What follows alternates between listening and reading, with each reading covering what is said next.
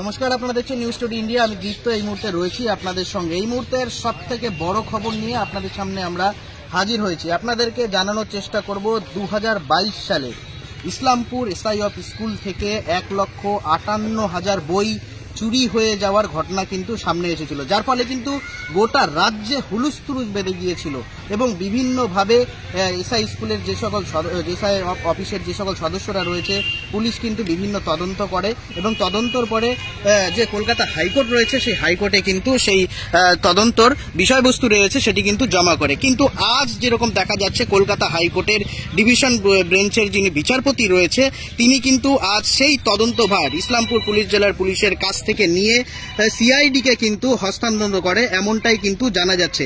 এবং আরো বিভিন্ন ক্রাইটেরিয়া রয়েছে। 12 সপ্তাহের মধ্যে সেই যে তদন্ত রয়েছে সেটি সিআইডিকে তদন্ত করে কোন একটি নথি তাদেরকে দেওয়ার নির্দেশ দেওয়া হয় হাইকোর্টের বিচারপতির পক্ষ থেকে, এমনটাই কিন্তু জানা যাচ্ছে। যে প্রশ্ন উঠছে যে দীর্ঘ 3 বছর, প্রায় 3 বছর কেটে যাওয়ার পরেও এখনো পর্যন্ত সেই বই চুরির যে কুল কিনারা না হওয়ার পর্যন্ত অস্থায়ী 2 জন কর্মীর বিরুদ্ধে পুলিশ চার্জশিট দেওয়া যায়। কিন্তু হাইকোর্টের প্রধান যে হাইকোর্ট যেটি রয়েছে, হাইকোর্ট মনে করছেন যে এই দুজনের বিরুদ্ধে কিন্তু এই দুজনকে দিয়ে এত বড় বই চুরির একটি কাণ্ড করা সম্ভব না। সে কারণেই কিন্তু হাইকোর্ট আজ সিআইডি যে রয়েছে সেই সিআইডিকে সেই তদন্তভার হস্তান্তর করে।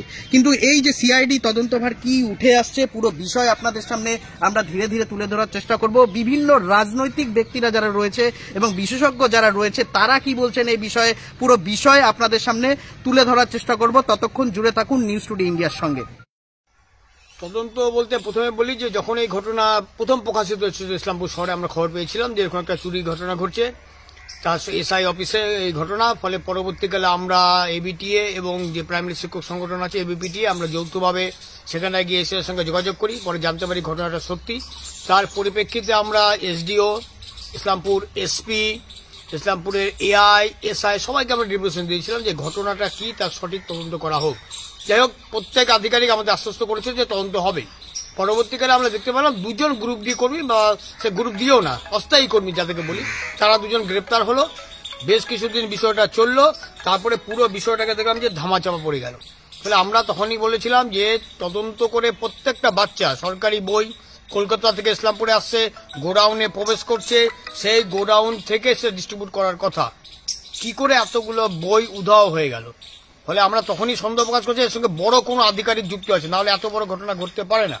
ফলে সঠিক তদন্তে আমরা দাবি জানিয়েছিলাম।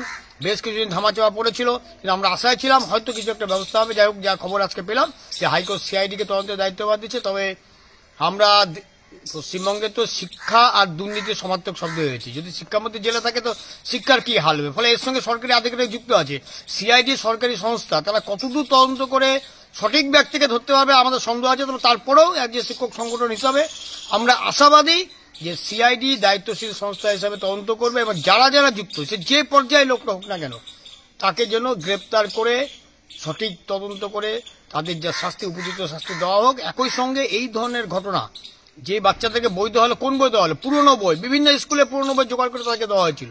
মানে এই ধরনের ঘটনা যেন না ঘটে এবং দোষীরা উপযুক্ত শাস্তি, সেটাই এবিটিএ নিখিলবঙ্গ শিক্ষক সমিতি ইসলামপুর জোনাল কমিটির পক্ষ থেকে আমরা দাবি রাখছি। হ্যাঁ, অবশ্যই। কারণ এক কথা বললে, আমরা যখন এসপি বা বিভিন্ন পর্যায়ে আমরা যখন এই ডেপুটেশন বা তাদের সঙ্গে আলোচনা করছিলাম এই বিষয়গুলো নিয়ে, তখন আমরা একটা জিনিস সেই আধিকারিকদের মুখ থেকে পেয়েছি।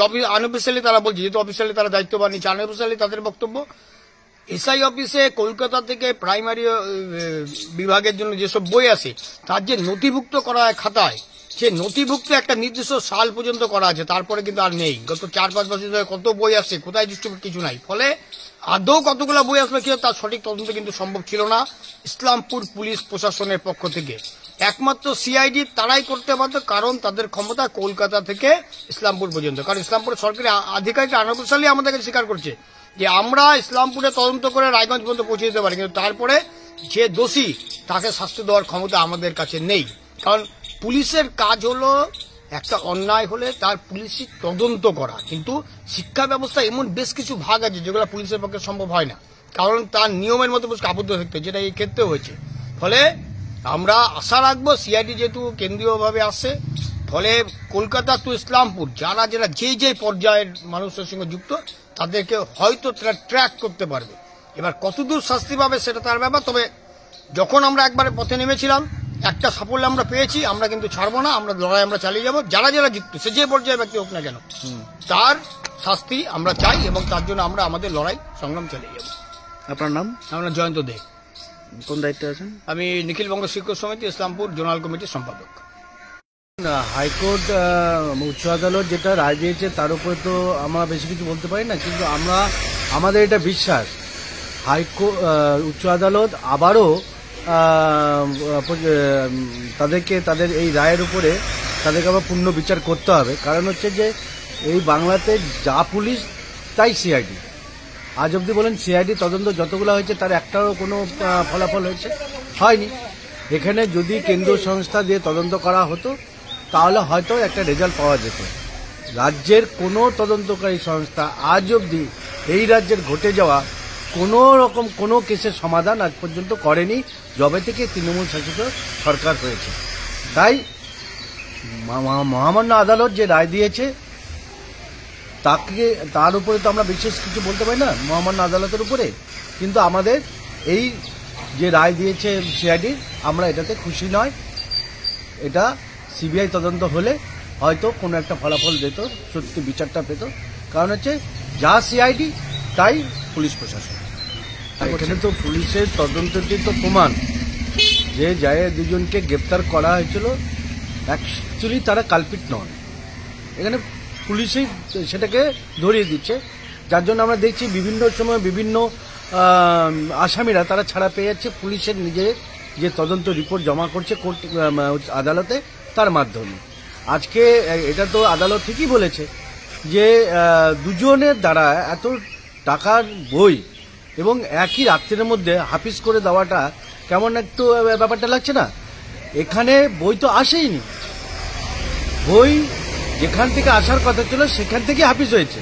এবং এখানে শিক্ষা দপ্তরের, আসলে শিক্ষা দপ্তর নিয়ে বলাটাও ভুল, কারণ হচ্ছে শিক্ষা দপ্তর তো গোটাতে জেলে, শিক্ষামন্ত্রীর থেকে তৎকালীন শিক্ষামন্ত্রী থেকে শুরু করে প্রত্যেকে তো জেলে। তো সেই চোরগুলো যখন তার দায়িত্বে ছিল, সেখানে বইটা ইসলামপুর থেকে চুরি হয়েছে, এটা কিন্তু একটা ভাববার বিষয় আছে। তাই মহামান্য আদালত এটার উপরে এই রায়টা দিয়েছে। আমি এইমাত্র খবরটা শুনলাম। ঘটনা হচ্ছে, আমরা যেহেতু সরকারি দলের সংগঠন করি, আমরাও চাই এটার তদন্ত হোক, আইনের পথে চলুক, যে দোষী সে শাস্তি পায়। এর বাইরে আমি কিছু বলব। হাইকোর্টের যিনি প্রধান বিচারপতি রয়েছে তিনি পুলিশের যে তদন্তভার রয়েছে সেই তদন্তভার নিয়ে প্রশ্ন তুলেছে, তার তদন্তেতে অনেক নিষ্ক্রিয়তা রয়েছে এরকম তিনি বক্তব্য করেছেন। এই কারণেই সিআইডি, কি বলবেন এই বিষয়টা কেমন করে দেখছেন? আমি এ ব্যাপারে বিশেষ কিছু বলতে পারছি না, এটা তো বিচার্য বিষয়, পুলিশ তো তদন্ত করছেই। আমি পুলিশের উপর আস্থা রাখছি যেন দ্রুত বিচারটা সম্পন্ন হয়। বর্তমানে তো সেই তদন্তভার সিআইডির উপরে রয়েছে, সিআইডি করবে, সিআইডি তদন্ত করে দেখবে কে দোষী কে দোষী নয়। আপনার নাম? আমার নাম সন্তোষ কুমার দাস।